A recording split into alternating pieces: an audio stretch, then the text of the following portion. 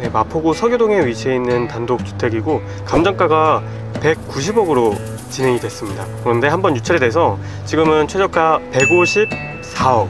네, 등기를 보시면 공유자 3분이 있으시고 공유물 분할 소송을 통해서 이렇게 경매가 진행이 되었고, 여기는 공유물 분할을 위한 경매이기 때문에 채무가 많아서 나온 게 아닙니다. 그렇기 때문에 저희가 신뢰를 무릅쓰고 한번 여쭤보도록 하겠습니다.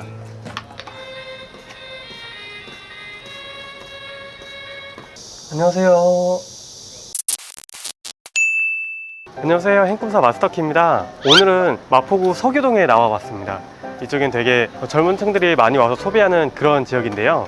합정역이랑 상수역 사이에 있는 먹자골목에 위치해 있습니다. 여기 뒤에 보이는 단독주택이 경매로 나왔는데 토지 면적은 250평이 조금 넘습니다. 오랫동안 단독주택으로 사용을 해왔는데요. 이게 나오게 된 이유는 공유물 분할 경매였습니다. 원 소유자가 이제 돌아가시게 되면서 상속을 받게 됐고, 그 상속인들 간의 소송을 통해서 경매가 나온 그런 사례입니다. 저희가 여기 한 바퀴를 쭉 돌아봤습니다. 그런데 주변에는 다 고층으로 개발이 돼 있었는데 여기만 유일하게 개발이 안 돼 있었습니다. 경매 물건을 매입하고 여기서 개발을 하게 된다면 아마 주변에 있는 건축물이랑 비슷한 정도로 건축이 된다고 생각이 됩니다. 주변을 보시면 되게 이쁘게 잘 건축되어 있는 건축물들이 있습니다. 일단 여기는 이동인구도 되게 많고 사람들이 많이 찾아오는 곳이다 보니까 개발하게 됐을 때 수요는 충분히 있다고 생각이 듭니다. 경매 입찰 비용이랑 그리고 개발 비용, 그러니까 건축하는 비용들을 산정해서 어느 정도 수익이 날 수 있는지 개별적으로 검토를 한번 해보시면 될 것 같습니다. 한 바퀴 한번 일단 쭉 들어볼까요?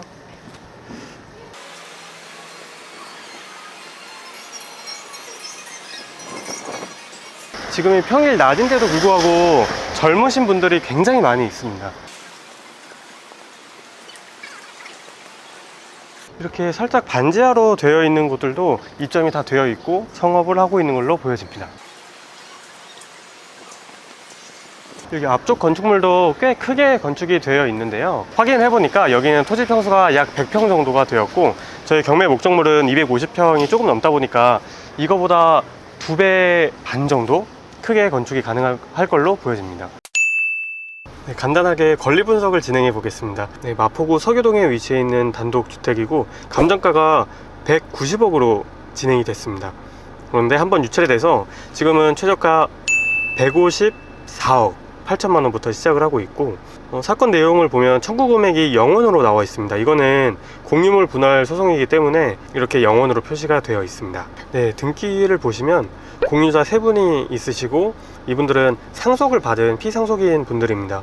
근데 상속인 분들께서 이거를 매각함에 있어서 좀 협의가 잘 안 되셨는지 공유물 분할 소송을 통해서 이렇게 경매가 진행이 되었고, 가압류랑 근저당 금액이 있기는 하지만 이게 큰 금액이 아니라서 채무 금액이 먼저 배당을 받고 그 다음에 이 소유자분들이 배당을 받을 걸로 보여집니다. 매각 물건 명세서에서도 등기된 부동산에 관한 권리 또는 가처분으로 매각으로 그 효력이 소멸되지 아니하는 것, 여기에 공란으로 되어 있는데요. 그렇다 보니까 특수 물건이 아니고 일반 물건이라서 다 말소가 된다는 그런 내용입니다. 임차 내역이 없다고 나와 있습니다. 원래 살고 계시던 소유자분들은 다른 데로 이사를 나가셨고 그리고 전출을 다 했기 때문에 임차 내역이 없는 걸로 나와 있고, 명도에 대한 리스크도 없다고 보시면 될 것 같습니다. 서류상으로 권리 분석을 했을 때는 정말 깔끔한 물건이라고 보시면 될 것 같습니다. 주택이 꽤 오래됐기 때문에 건물로서 가치는 크지 않다고 생각이 되고 토지로서의 가치가 굉장히 크다고 보여집니다. 여기 토지에서 어떤 건축을 할 수 있을지 그리고 어느 정도 가격인지가 굉장히 중요하다고 생각이 됩니다. 토지를 볼 때는 토지 이용 계획 확인원을 꼭 보셔야 됩니다. 토지 이음이라고 많이 들어보셨을 텐데 거기 토지 이음에 들어가서 지번을 클릭하시면 여기 토지의 이용 계획을 볼 수가 있습니다. 가장 먼저 국토의 계획 및 이용에 관한 법률 에 보시면 2종 일반 주거지역으로 나와 있고, 그리고 7층 이하입니다. 그래서 건축물을 7층까지만 지을 수 있고 2종 일반 주거지역에 맞춰서 개발을 하면 될 것 같습니다. 특정 개발 진흥지구 그리고 지구 단위 계획구역, 이렇게 두 가지가 있는데 지구가 지정되어 있으면 이거를 꼭 확인을 해 보셔야 됩니다. 그래서 원래 2종 일반 주거지역에 맞는 건폐율 용적률이 아니고 지구 단위 계획구역으로 조금 더 완화하거나 좀 더 규제를 할 수도 있습니다. 그리고 추가적으로 조례도 한번 확인을 해 보셔야 됩니다. 그리고 다른 법령 등의 지역 지구를 보시면 가축 사육 제한구역, 대공방어 협조구역, 과밀 억제권역, 폐기물 매립시설 설치 제한지역, 이거는 저희가 일반적으로 상가나 빌라 이런 것들을 건축할 때는 크게 제약을 받지 않는 그런 지역지구로 보시면 될 것 같습니다. 네, 그래서 여기 위치가 서교동의 먹자골목에 위치해 있다 보니까 상가로서의 가치도 꽤 훌륭할 걸로 보여지고요. 그리고 빌라로 시행을 해도 수요는 충분히 있을 거라고 판단이 됩니다. 그래서 시행할 때 드는 건축 비용이랑 토지 비용, 그리고 분양했을 때 수익, 이런 것들을 종합적으로 검토해서 입찰을 하시면 될 것 같습니다. 그리고 토지 모양이 굉장히 이쁘게 되어 있습니다. 정사각형에 가깝게 되어 있고 코너에 위치해 있다 보니까 건축을 할 때도 건축물을 더 이쁘게 올릴 수도 있고, 그리고 가시성도 조금 더 뛰어나다고 보시면 될 것 같습니다. 네, 그러면 서교동 한 바퀴를 둘러보면서 어느 정도로 유동인구가 있는지 한번 확인해 보도록 하겠습니다.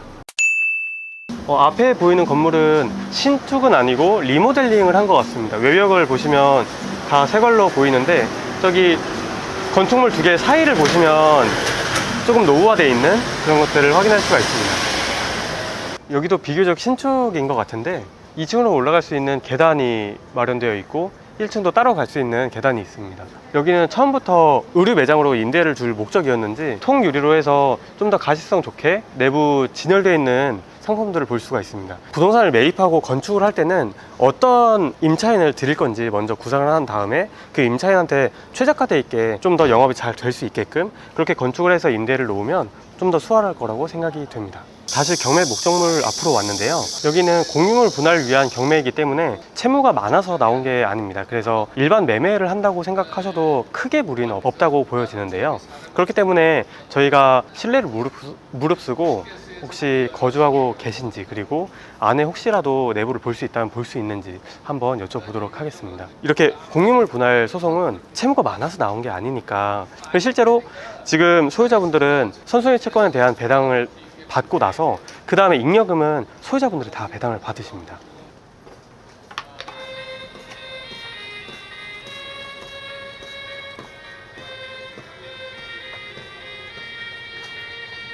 안녕하세요. 현황 조사서에서 봤듯이 지금 전입되어 있는 세대는 없습니다. 그래서 아마 아무도 안 계실 거라고 생각이 되긴 했지만 혹시라도 계시다면 여쭤보기 위해서 한번 벨을 눌러봤습니다. 그래서 명도하는 데는 크게 어려움은 없다고 생각이 됩니다. 공유물 분할 경매가 나오는 이유는 소유자분들끼리, 공유자분들끼리 원활한 협의가 되지 않아서 나오는 경우가 있습니다. 어떤 분께서는 바로 팔고 싶고 어떤 분께서는 조금 나중에 팔고 싶고, 이런 매도에 대한 생각들이 조금은 다를 수가 있는데요. 이렇게 협의가 안 될 때는 어쩔 수 없이 법원에 청구를 할 수밖에 없게 됩니다. 그렇게 공유물 분할 소송을 하게 되면 주택 같은 경우에는 반듯하게 자를 수가 없기 때문에 이렇게 공유물 분할을 위한 경매로 진행이 되곤 합니다. 토지 같은 경우에는 이제 필지를 자를 수가 있기 때문에 그렇게 필지를 잘라서 분할을 하는 경우도 있는데, 그것도 마냥 쉽지만 않은 게, 제가 공유자라고 한다면 도로에 붙은 쪽을 더 좋아할 겁니다. 그리고 도로에 붙지 않은 쪽은 좀 더 싫어하기 마련인데, 이렇게 협의가 안 되는 경우에는 경매로 진행이 됩니다. 그런데 경매로 진행이 됐을 때 공유자 분들께서는 배당금을 다 받기 때문에 이렇게 큰 손해가 나지도 않고 하나의 판매 창구라고 보시면 될 것 같습니다. 배당 순서에 대해서는 가장 먼저 경매 신청 비용이 있고요. 그 경매 신청 비용에는 법원에서 신청하는 비용이랑 감정평가 비용 등등이 있을 겁니다. 당연히 물건마다 다 다르겠지만 통상 500만 원 정도라고 보고 있고, 그 다음에는 필요비, 유익비, 그 다음에는 최우선 변제금, 그 다음에 당해세 등등 이렇게 여러 가지 배당 순위가 있고, 그 다음에 저희가 흔히 알고 있는 등기부상 설정되어 있는 권리들, 이렇게 배당이 될 겁니다. 등기부상 설정되어 있는 권리들은 물권이랑 채권이랑 또 나뉘게 됩니다. 그런데 물권이라면 등기가 되어 있는 순서대로 배당이 되고, 1순위가 채권이라고 한다면 안분 배당을 하게 됩니다. 그 뒤에는 채권들이랑 같이 비율에 맞춰서 배당이 되게 되는데, 만약 채권이 1순위고 물권이 2순위, 3순위가 채권이라고 한다면 1순위 채권에 따라서 안분 배당을 하게 됩니다. 채권이랑 물권, 채권 세 가지가 다 청구 금액에 따라서 비율에 따라서 나눠서 배당을 받게 되고, 2순위는 물권이지 않습니까? 물권은 원칙상 순위 배당을 하는 게 맞는데 후순위 채권한테도 배당이 됐기 때문에 그거를 이제 흡수하게 됩니다. 이걸 흡수 배당이라고 하는데 3순위 채권을 2순위가 흡수하게 됩니다. 그 뒤에는 배당 절차가 꽤 복잡하게 있는데, 배당 절차에 대해서 궁금하신 내용이 있다면 댓글을 남겨주시면 저희가 따로 영상을 제작하도록 하겠습니다. 상속의 순위로는 배우자분은 항상 공동 상속이 됩니다. 1순위 상속인은 직계 비속입니다. 직계 비속은 자녀라고 생각하시면 될 것 같습니다. 그리고 2순위는 직계 존속입니다. 존속은 이제 부모님이라고 생각하시면 될 것 같습니다. 그래서 1순위랑 2순위는 둘 다 1촌 사이라고 보시면 될 것 같고, 그리고 3순위는 형제입니다. 형제자매라서 이거는 2촌이라고 보시면 될 것 같습니다. 그리고 4순위는 4촌인의 반계혈족입니다. 대부분 경매에 나오는 사건들로 보면 직계 존속 아니면 직계 비속입니다. 그래서 직계 존속이나 직계 비속이 상속인이 되고, 공동 상속인은 배우자가 될 텐데, 배우자분은 다른 상속인의 1.5배로 규정이 되어 있습니다. 그래서 자녀분이 두 분이라고 한다면 1대 1대 1.5 이렇게 비율로 상속이 될 텐데, 그렇기 때문에 지금 7분의 2, 7분의 2, 그리고 7분의 3 이렇게 상속이 된 걸로 보여집니다. 상속을 받는 분들 입장에서는 내가 조금 더 재산을 키우는데 기여를 했는데 이렇게 생각을 하실 수도 있습니다. 사람에 따라서 그렇게 생각을 하실 수도 있는데, 그래서 상속에 대한 비율에 대해서 또 소송을 다툴 수가 있습니다. 그렇게 됐을 때 조금 더 기여한 유류분을 많이 입증하게 된다면 조금 더 많은 상속 비율을 받아낼 수가 있습니다. 그래서 여기도 똑같은 상황으로 소송으로 다투셨고, 그래서 조금 더 구체적인 상속 비율이 정해졌습니다. 이거는 참고로 알아두시면 될 것 같습니다. 공유물 분할을 위한 경매로 나온 최저가 150억짜리 경매 물건을 보러 왔는데요. 네, 이렇게 공유물 분할에 대해서 조금 말씀을 드렸고, 혹시 추가적으로 궁금하신 사항이 있다면 댓글에 궁금하신 내용 기재해 주시면 저희가 따로 영상을 제작하도록 하겠습니다. 네, 이번 영상 도움이 되셨다면 좋아요, 구독 부탁드리겠습니다.